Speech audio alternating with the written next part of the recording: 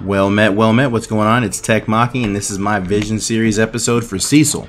So, as usual, I'm going to go ahead and give you a little bit of his background and explain how he got to becoming a paladin. And then we're going to go ahead and talk about him in FFBE. So, Cecil is a descendant of a Lunarian and an Earthling. His father died before childbirth, and his mother died at childbirth.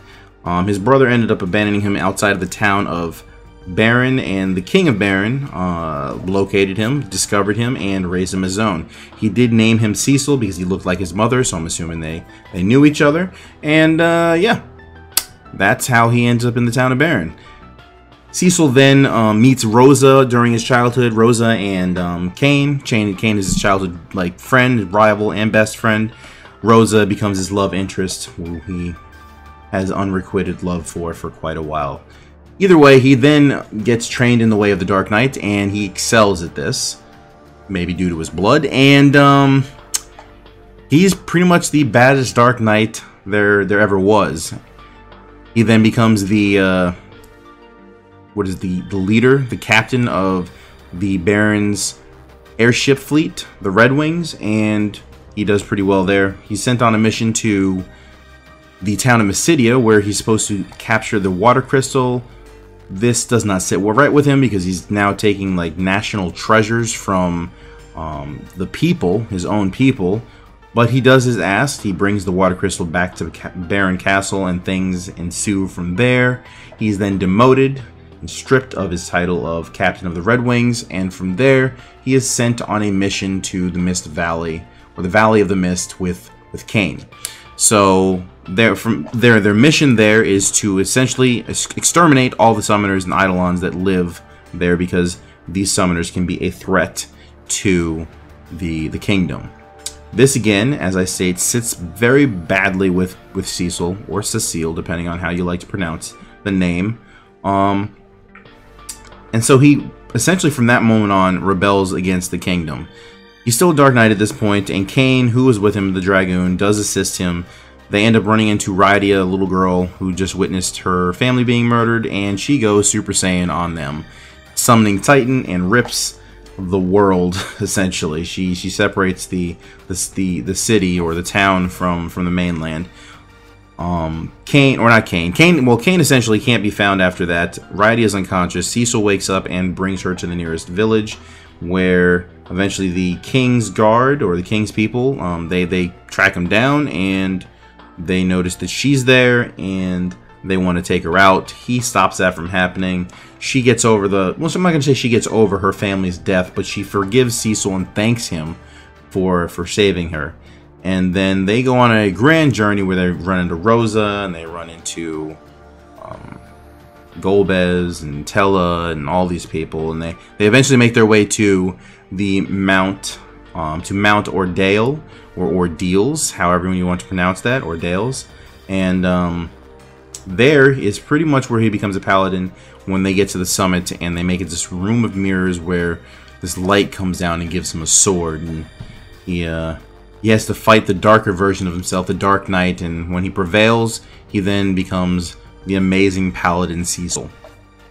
So, Amazing Paladin Cecil comes into the game as a 3-star base, so many people can obtain this character. You just gotta keep pulling for him and hope that you get him. He does go all the way up to 6-star now. He was capped at 5 for a little bit there, but due to recent updates, we now have the availability of 6-star, and he is pretty amazing. His victory pose has 2 moons. He looks awesome. He does come in as a paladin according to the stats, or his character screen, and the role he fulfills is a tank in the game. His best stats are HP, MP, and defense. His defense is exceptionally strong, so he really can hold that role of tank. Now, for abilities, again, I'm noting the ones that I think are the most notable, and we're going to start off with Demon Killer. Physical damage up versus demons by 50%. For some, this might not be all that useful because Cecil isn't a damage dealer, he's a tank, but I think this is still worth noting. If you ever have to fight a demon and you just happen to need to do more damage, you can just auto with him, and he can do a little bit more. Then the next skill I have is Sentinel. It's a 30% chance to protect an ally. It doesn't matter if it's physical, or it doesn't matter if it's AOE or single target. As long as it's physical damage, he can protect one ally, and it's damage. The damage is mitigated by 50% on him, so it's pretty cool. He also has Holy Light, which is defense plus 20% and light resistance plus 50%. I mentioned this because of the arena. In the arena, a lot of people like to use Excalibur, and Excalibur can be completely negated by this skill, especially if he has other equipment that ups his elemental resistance. Next up, we have High Tide. This increases his LB gauge fill rate by 100%. Normally, I probably wouldn't even mention this one because some other characters have High Tide and it's not really that big of a deal, but for his LB, it is a decent skill to note. Then we have Focus. It's magic and spirit up by 40% for 3 turns. Pretty cool skill if you're running a mage party, or you have a hybrid party. You're using Noctis, Bart's, whatever you have that requires they can use magic and to up their actual attack. Then you have Saintly Wall, which is essentially the same thing as Sentinel, except it's a 75% chance to protect an ally, and it does the damage mitigation of 50%. It's very cool. Cecil with these skills can be jumping around the party every turn to protect someone. And if you actually put him on guard, sometimes you can completely negate all damage that he receives, since he'll be mitigating damage at 50% plus the guard mitigation. So it's actually really cool.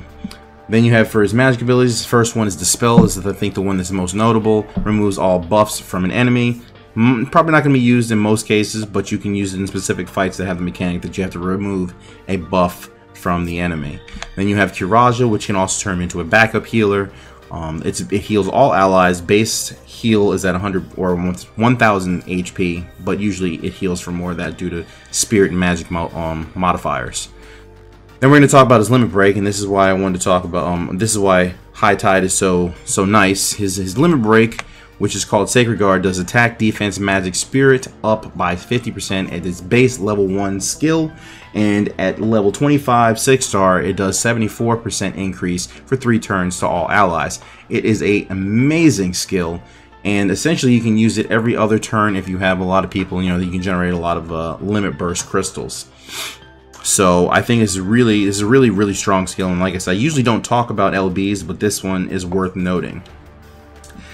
Next up, we have his Trustmaster, which I've already explained a little bit about during my rant about the arena, but it is a 7-star weapon called Excalibur. Plenty of people have heard of it. Plenty of people have it. It's a really cool sword in my opinion. It's very nice for specific characters or a bunch of characters if you want to do a lot of light elemental chains. And that kind of gives some of it away. It is an attack plus 120, so it's a really strong great sword, and it is light element. The only drawback, as I just kind of mentioned, it's a great sword, so only certain characters can use it unless you're using the equip large sword TM. So next up, we're going to talk about the Esper. I think is the most notable. No matter really. The more I thought about it, I was looking at different Espers, maybe Carbuncle to increase his light resistance, but we don't really want to drop his dark resistance, so I figured Golem would still be the optimal Esper for him to use, because then you can always switch back and forth between healing or attack and defense. I think you always want to be able to fall back on his defense ability, since that is what he's really good at doing. For builds, I have 3 builds. One of them is for free to play. One of the other 2 are essentially pay to play. One of them is you can use both of them essentially in the arena, but one of them is for main story usage as well. We have the free-to-play one, comes at 7,335 HP. I'm calling it the Moon's Protector, and it has very decent defense at 430, and very low spirit, very low magic, very low attack, but essentially pretty low MP. But I think that's just Cecil. You can get about 3 focuses out of him, or a bunch of Curages. Either way, you're gonna be using the Blood Sword, Force Shield, the Grand Helm, Force Armor, 2 muscle belts, and 4 HP plus 15%. You can always downgrade the HP plus 15% to an HP plus 10%, or those other materials that were given from events. With maximum pots that you can obtain, you can get his HP up to 8,115 and now 251 MP. Pretty good jump there. His defense goes up to 488. If he switches a little bit of gear around, you can probably hit 500. And his spirit goes up a little bit, so he can take a little bit more and his heals will do a little bit more curing. So then we have Ordale's Light, which is my first pay-to-play build. It is the maximum HP tank that you can build. It's the Blood Sword, so you have a little bit more spirit resistance tacked on there. It's about as low as it was on the last build, but Cecil, unless you're dropping a certain gear in there to increase his spirit, I don't think it's really worth it if you can dump it all into his HP. We have the Aegis Shield, so you have your Petrified Protection, Max Million, so you can increase your defense a little bit more, Grand Armor, or Grand Helm, so that you have your protection from the other status ailments, plus increase your defense using the Maximilian. 2 bracers to also increase your HP, plus gives them a little bit more attack. And then you have 4 HP plus 30%, all to equal up to 9,882 HP. His defense is at 444 and attack at 319. Now these stats can also change depending on how your espers are built, because I think on my last guide I had knocked his capping out at 898, and it did occur to me afterwards it doesn't only round up, but some of your esper stats can also be a little bit higher on certain ones. So of course your stats can change slightly, but this is base stats wise. With pots, you can get your HP up to 10,935 HP, or 10,000, yeah, and 251 MP, 502 defense, 350 attack, 201 spirit, and I think this is a pretty tanky, pretty beefy, amazing HP.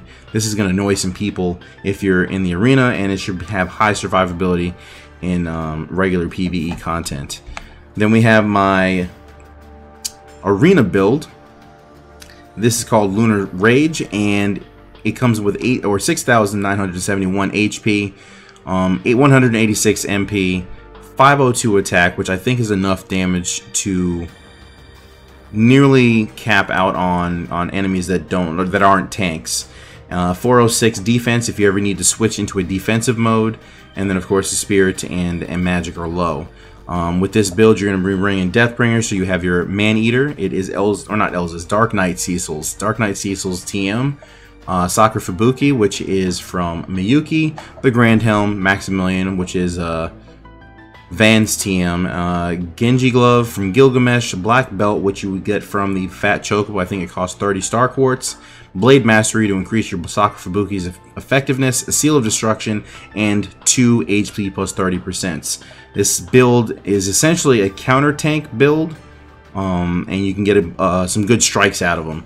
The only drawback is you don't have anything like Barrage or Blade Blitz. You're just essentially just going to attack with him. But I think it'd be extra attack. You get 4 extra attacks out of him, and it's a pretty decent build. With full pots, you can get that up to 7,712 HP, 251 MP, 464 defense, and 554. Again, should be enough to max out your damage on most people, even if you're doing just regular attacking. It should be pretty good. I think this build is pretty strong in the arena, and as I said, you can still use the HP tank build, my previous build, in order to fully piss people off in the arena. Your Cecil will just last forever, and if you have a Noctis, you set him up for evasion. It'll be pretty nice too. But anyway, that's enough. That's all I have for my Cecil build. And if you like this video, go ahead and give it a thumbs up. And if you like the content and you want to see more, or want to check out my other stuff, you can go ahead and subscribe. And as I always say, I'm a Twitch streamer, so you can always check me out on twitch.tv/tech_Maki. If you have any questions about the builds, or you have suggestions about the builds, or you want to make a suggestion about future content, you can go ahead and drop a comment down below. But yeah, that's all I got. So Maki out.